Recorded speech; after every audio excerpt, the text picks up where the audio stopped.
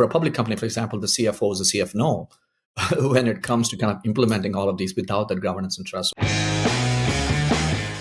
And so, there's an interesting part, right? If you look at the revenue that's coming from AI today, right? There's two kinds of things. First is a lot of these, boards, and I'm a board of a public company, and the board looking at CEOs and says, okay, what is your AI strategy today?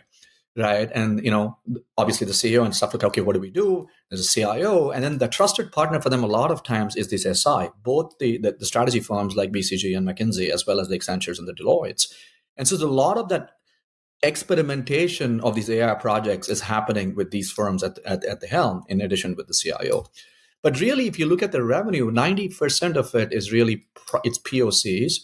And so if you look at Altimeter, they call it ERR, experimental run rate, rather than ARR, which is like this is really repeatable revenue. And so that's really what the challenge is. Like, how do you go from experimental to actionable?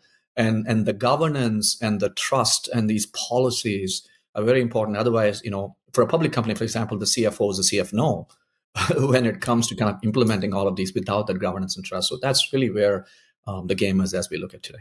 Wow, it's amazing. It's very difficult to make that leap. It's very exciting to talk about it and then experiment with it, right? The innovation teams are playing with it.